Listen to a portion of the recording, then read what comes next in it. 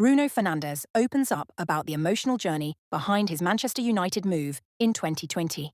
Bruno Fernandes' transfer to Manchester United in January 2020 is one of those stories that resonates with anyone who has ever dreamed of playing at the highest level. It wasn't just a move from one club to another. It was the realization of a lifelong dream that had been in the making for years. Fernandes recently opened up about the emotional rollercoaster he endured throughout the transfer process, revealing not only the high points, but also the lows that made the journey even more significant. The beginning of the dream, summer of 2019.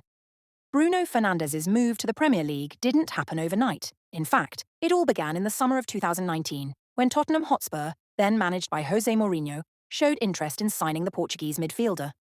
Fernandes recalls that meeting with Mourinho as one of the first signs that a Premier League move could become a reality. Tottenham were interested in me. I met with Mourinho, and it felt like something could happen. There was a genuine interest from their side, he explained. But as many football fans know, football transfers are rarely straightforward. Sporting CP, Fernandes' then club, was in no rush to let go of their star player. Sporting's president Frederico Varandas was firm in his stance, refusing to sell Fernandes, despite the player's growing desire to experience life in one of the world's most prestigious leagues. This decision was a bitter pill to swallow for Bruno. It didn't happen. Sporting wouldn't sell me. President Varandas made me very sad, he admits. The rejection from his own club, despite the opportunity to move to a top English side, left Fernandes feeling heartbroken. After all, this wasn't just any transfer, it was his dream move, and it slipped away at the final hurdle. The emotional low. A setback, but not the end.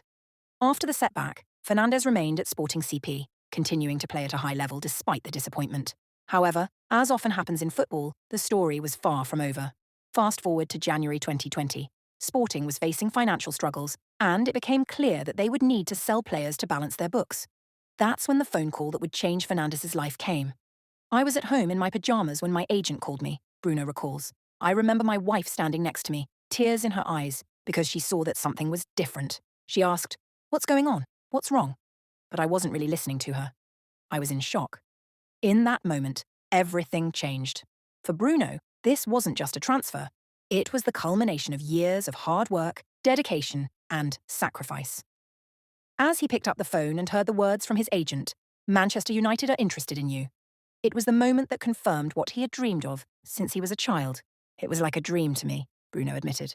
I always wanted to play in the Premier League, and Manchester United was always my favourite club. To hear that offer from Manchester United after thinking there was no chance of it happening was unbelievable. A dream. Realised. The emotional toll. The significance of that call didn't hit Bruno immediately, but once he hung up, the emotions poured out. I couldn't hold back the tears. I was crying, Fernandes said. All the hard work, all the sacrifices I made, the dreams I had since I was a kid, all of it came rushing back in that moment. For Bruno, the emotional weight of the transfer was heavy. He had worked tirelessly in Portugal, rising through the ranks to become one of the best midfielders in Europe. But to make the leap to the Premier League, to Manchester United, this was the ultimate achievement. I remember looking at my wife, and she understood. We were both emotional. It wasn't just about me, it was about everything we had gone through together to get to this point, Bruno said. It wasn't just the excitement of joining Manchester United that hit him, it was also the